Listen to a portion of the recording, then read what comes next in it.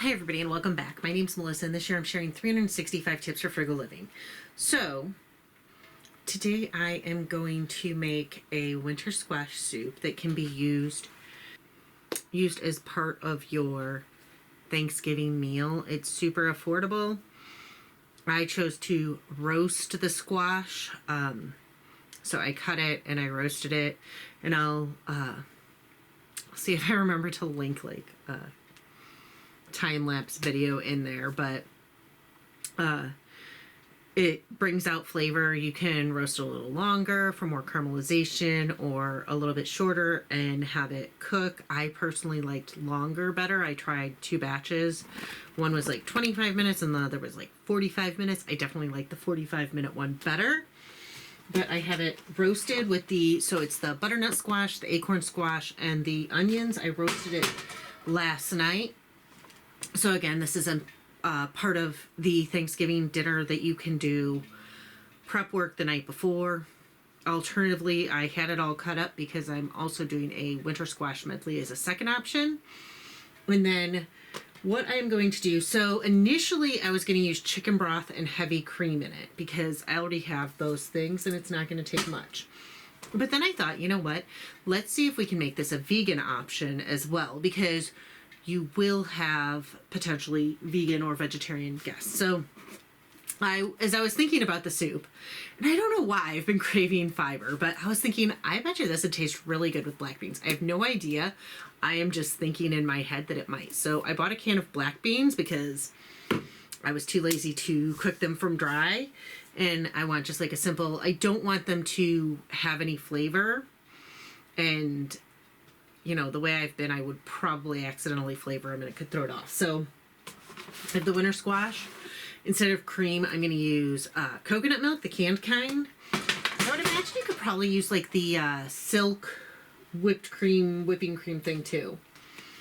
And then you can choose your spices. I'm going to, think like pumpkin pie spice, fall, so like allspice, cloves, ginger, nutmeg, things that you would think of with pumpkin pie because your pumpkin is essentially a winter squash. Vegetable broth instead of chicken broth this time. And again, you can make your own vegetable broth or vegetable stock. I just bought it because, I'm kind of adjusting it. So again, I will show you different price points for this soup if you choose to buy the broth versus make the broth. Vegetable broth can easily be made from scraps. I just don't happen to have any vegetable broth right now. So the 3 ways you can prep the squash is you can either cut it in half and roast it. You can cube it and roast it and let it caramelize like I did. Or you can actually saute it in the pan. Mine's already roasted, so into the pan it goes. You're going to want to cover it with some broth. I'm using vegetable broth today. You can also easily use chicken broth. But again, I'm choosing to make this vegan. So you can see it's really starting to bubble. And it's really getting warm. I think I'm probably going to want a little bit more liquid. You can also see it kind of starting to get a little bit mushy, but I want just a smidge more liquid, but I don't want to add too much. And then this would definitely be made easier with an immersion blender. Alternatively, if you don't have an immersion blender, you can mince the onions. And you can see this is just how much it's smashed just with the back of the spoon. But you could use a potato smasher. I am going to just dump it in my blender. So I'm going to... Now, I haven't seasoned it yet. And normally, obviously, you would. But I'm not going to lie. I chose these because, pumpkin. And I chose the coconut because pumpkin. But I have never actually combined squash, like butternut squash and acorn squash with coconut. So, well, I'm assuming I'll get a good outcome. Until I know for sure, I want to kind of be careful and add the spices gradually.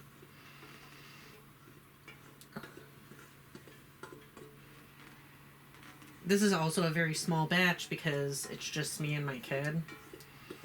But I will, in future videos, I'll price it based on how much it would be to serve more people. But it's looking like, before it is blended, it is 6 cups, it looks like. Okay, so I have pureed it.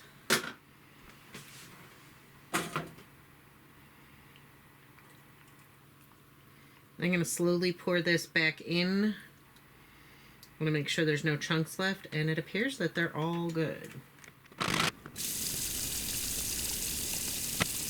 Okay, so I tested this as is, and I am not going to lie. This, for having no meat in it, this is some of like the meatiest umami tasting soup that I have tasted in a long time. So I am literally going to just reserve half of it because it tastes that good as is with no spices or anything else. But I did say that we're going to add the coconut to it, so we are going to start playing with this soup as we speak, and then I will let you know which one turns out better. Because if the other one turns out better, and it's going to go better with beans and all, then definitely worth it. But I don't want to ruin a perfectly amazing meal because I absolutely think that tastes amazing. So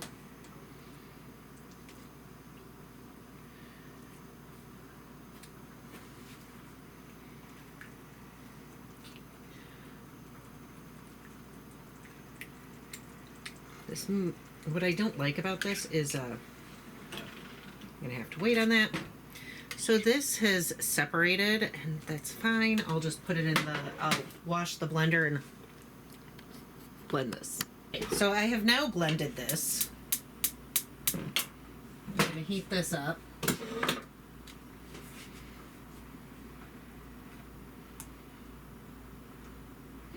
And I'm going to just add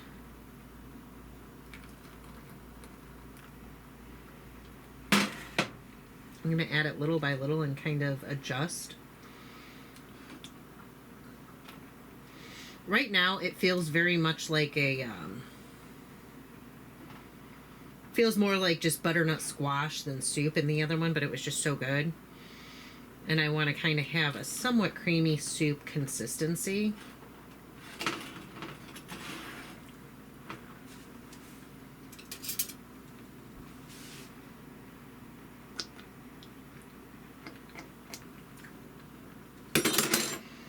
Okay, I definitely like the flavor that the coconut's adding and the creaminess of it. And if you're new here, I kind of, this is kind of how I frequently cook. I just kind of make stuff up on the fly. Like, this is how I've always cooked.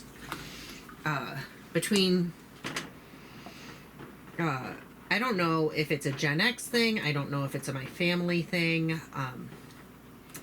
Apparently my great-grandma used to make this, like, really good, I don't know, cream puffs or something. And she just measured it, like, by the handful. So nobody really knew what to add. Okay. So I am now going to compare the soup versus the, I like them both. I like them both a lot. I think I'm actually going to add all the coconut.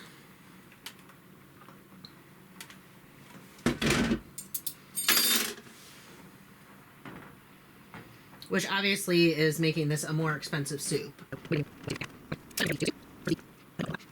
And again, if there's no allergies, you can, in theory, use the heavy whipping cream chicken broth, but this gives you a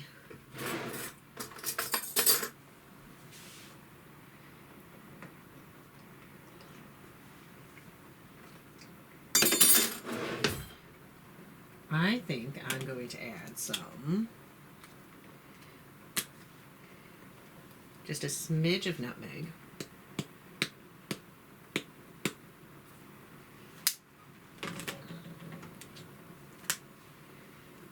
A bit of allspice.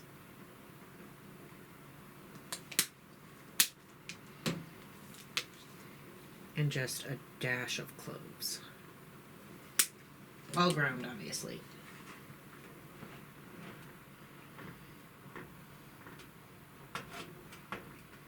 It's a very earthy soup.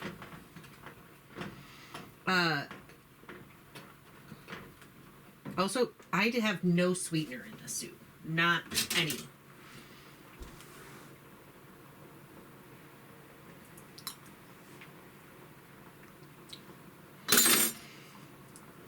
Yeah, so that's it. That is how I would do it. But I very much so, because you're different than me, taste it as you go. So I heated up the beans in the microwave, and I'm warming the soup up just a little bit. If you see, like, so in my soup, you can see, like, right there is some dark stuff. That's just from the roasting of the vegetables, and that's fine. And then I'm going to pour the soup over the black beans. In theory, you would serve the black beans warm on the table. And honestly, it doesn't need the black beans. I just feel like they would really complement each other. So I'm either going to be really excited because this is going to be really delicious, or it's going to be absolutely awful and I really misguessed. So we will see. So this is it with the beans. I'm going to try it and see. I'm really hoping it goes well together. I have heard of Three Sisters tamales, which is like squash and beans. So in theory, they should go well together. And they sounded good together. So we'll see.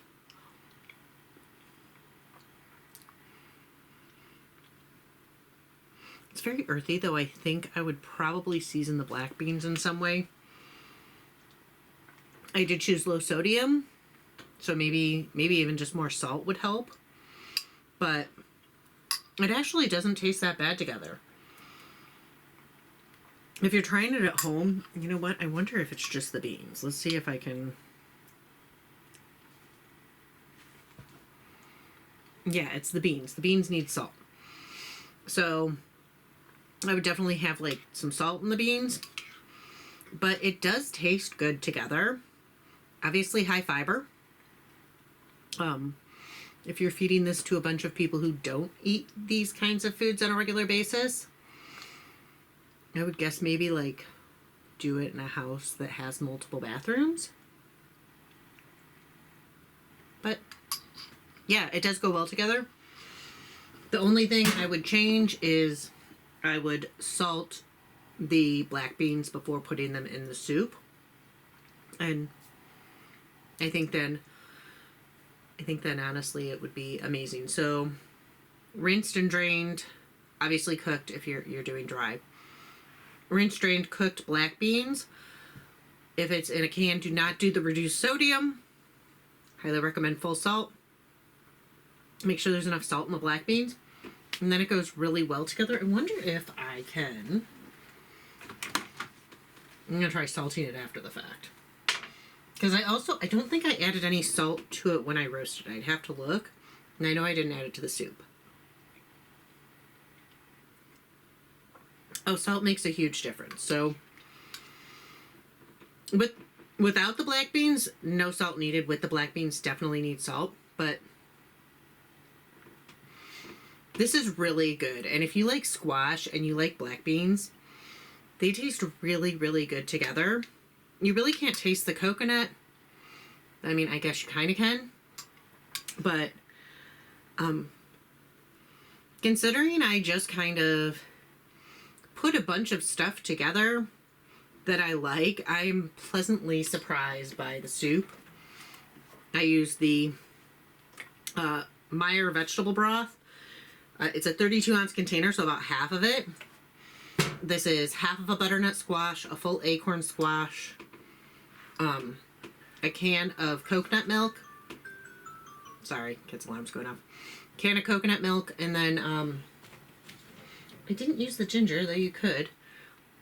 Allspice, cloves, and nutmeg. Oh, an onion. There's probably about 3/4 of an onion in here too. But roasting the vegetables brought out the natural sweetness. It brought out like a really good flavor. And I feel like I've cooked squash before where you just, cut it in half and then scoop it out. But I feel like the cubing it and cutting it, and I don't know, maybe I just got a really good squash. Maybe I did something different and forgot. I'll have to look back, but I really like the blend. Or maybe it's just that this is what I was craving, so it tastes really good today. Anyways, again, my name's Melissa, and this year I'm sharing 365 tips for frugal living. And right now, I am sharing some frugal recipes, including stuff that I kind of just get in my head and make on the spot. And if you cook on a regular basis, you will understand that, because people who cook on a regular basis do that. But anyways, again, my name's Melissa, and this year I'm sharing 365 tips for frugal living. And right now I am sharing affordable Thanksgiving recipes. And if you want to hear more, please hit like and subscribe, and I'll see y'all tomorrow.